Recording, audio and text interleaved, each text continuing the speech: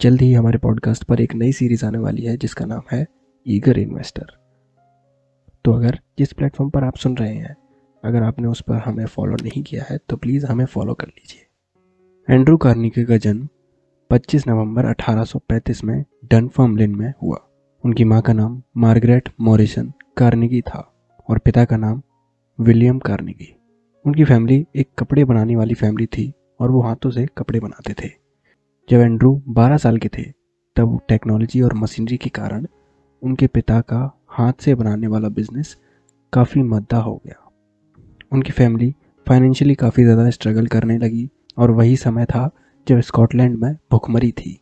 इस समय में एंड्रू की माँ ने अपनी एक छोटी सी दुकान से अपने परिवार का पेट पाला और जब उनके पास कोई और रास्ता नहीं बचा था तब 1848 में एंड्रू की फैमिली ने एंड्रू के मामा से कुछ पैसे उधार लिए और एल्गनी पेंसिल्वेनिया में शिफ्ट हो गए। अपनी ज़िंदगी की एक नई शुरुआत करने के लिए कार्नेगी फैमिली अमेरिका शिफ्ट हुई थी। जब वो अमेरिका में शिफ्ट हुए तब उन्हें अपने बनाए हुए कपड़े बेचने में काफ़ी परेशानियां आईं, लेकिन कुछ समय बाद एंड्रू और उनके पिता को दोनों को ही एक कॉटन मिल में काम मिल गया। 1849 में एंड्रू ने टेलीग्राफ मैसेंजर का काम शुरू किया। जिन जिन लोगों को वो टेलीग्राफ डिलीवर करते थे तब वो उनके चेहरे याद कर लेते थे। इससे उन्हें कनेक्शन बनाने में मदद मिली। एक साल के अंदर ही उन्हें टेलीग्राफ ऑपरेटर के पद पर प्रमोशन मिल गया।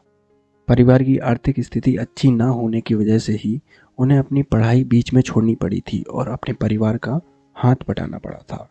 वो अपनी पढ़ाई पूरी नहीं कर पाए थे, लेकिन इस कमी को भी जेम्स एंडरसन ने दूर किया। उन्होंने एंड्रू को अपनी लाइब्रेरी में पढ़ने दिया। वो वीकेंड्स में पूरा दिन पढ़ते थे। 1853 में थॉमस स्कॉट ने एंड्रू को उनके काम से प्रभावित होकर अपना सेक्रेटरी और टेलीग्राफ ऑपरेटर बना लिया। जब वो 24 साल के थे तब स्कॉट ने उनसे पूछा कि क्या तुम मेरे पेंसिल्वेनिया रेल रोड के वेस्टर्न डिवीज़न में सुपरिटेंडेंट का काम करोगे। और फिर 1 दिसंबर 1959 को वो सुपरिटेंडेंट ऑफिशियली बने और उन्होंने अपने छोटे भाई टॉम को अपना पर्सनल सेक्रेटरी और टेलीग्राफ ऑपरेटर बना लिया, जो 16 साल का था।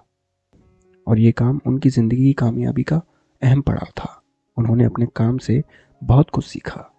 आगे बढ़ने से पहले अगर आपको हमारा पॉडकास्ट पसंद आता है तो प्लीज़ हमें एक 5 स्टार रेटिंग दीजिए। आपको रेटिंग्स के लिए लिंक डिस्क्रिप्शन में मिल जाएंगी। स्कॉट ने एंड्रू को इन्वेस्टिंग से भी वाकिफ कराया। उन्होंने अपने स्कॉट और थॉमसन के साथ अच्छे रिश्तों का इस्तेमाल करके रेल और ब्रिज का मटेरियल सप्लाई करने का बिजनेस शुरू किया। दोनों को अपने इस बिजनेस में हिस्सेदारी दी। थॉमसन पेंसिल्वेनिया रेल रोड के प्रेसिडेंट थे और स्कॉट उसके मालिक। 1865 की सिविल वॉर के बाद उन्होंने रेल रोड के काम को छोड़कर लोहे का काम शुरू किया और कीस्टोन ब्रिज कंपनी और यूनियन आयरन वर्क्स कंपनी शुरू की। एंड्रू ने अपनी संपत्ति स्टील के काम से बनाई थी और इसके 2 महत्वपूर्ण कारण थे। पहला, उन्होंने सस्ते और एफिशिएंट स्टील प्रोडक्शन के लिए वेसेमर प्रोसेस को अपनाया। इस प्रोसेस में पिघलते हुए स्टील में ऑक्सीजन की मदद से उसकी इम्प्योरिटीज़ या गंदगी को हटाया जाता है, जिससे स्टील काफ़ी हाई क्वालिटी का बनता है। दूसरा, उन्होंने वर्टिकल इंटीग्रेशन पर ध्यान दिया। वर्टिकल इंटीग्रेशन में एक बिजनेस प्रोडक्शन की सारी स्टेजेस का खुद ही मालिक होता है, जैसे माइनिंग, ट्रांसपोर्ट और मैन्युफैक्चरिंग। इन सब का मालिक एक ही होता है। उन्होंने माइंस को खरीद लिया था, रेल रोड को खरीद लिया था और उनका मैन्युफैक्चरिंग का बिजनेस था ही, जिसकी वजह से उनके बिजनेस में उनका पूरा कंट्रोल था। 1883 में उन्होंने होमस्टेड स्टील वर्क को खरीद लिया। 1889 में यूएस का स्टील प्रोडक्शन इतना ज़्यादा हो गया कि उसने यूके को पीछे छोड़ दिया और ज़्यादातर स्टील कार्नेगी स्टील कंपनी ही बनाती थी। 1901 में एंड्रू 66 की उम्र में रिटायर हुए। 2 मार्च 1901 को उन्होंने अपनी कंपनी जेपी मॉर्गन को बेच दी। ये डील लगभग $490 मिलियन की थी और $230 मिलियन एंड्रू को मिले। 1901 से ही उन्होंने अपना पूरा समय गरीबों की मदद करने में और आम जनता की ज़िंदगी बेहतर बनाने के लिए काम करने में लगा दिया। उन्होंने लगभग 3000 पब्लिक लाइब्रेरी खोली। उन्होंने अपना ज्ञान लाइब्रेरी से ही लिया था और उन्होंने लाइब्रेरी को इसलिए इतना ज़्यादा प्रोत्साहन दिया क्योंकि ये लोगों की ज़िंदगी बदल सकती है। ये libraries America, Britain, Canada, Ireland, Australia, New Zealand, south Africa, West Indies और फिजी में है। उन्होंने 50,000 पाउंड डोनेट किए यूनिवर्सिटी ऑफ बर्मिंघम को सेटअप करने के लिए।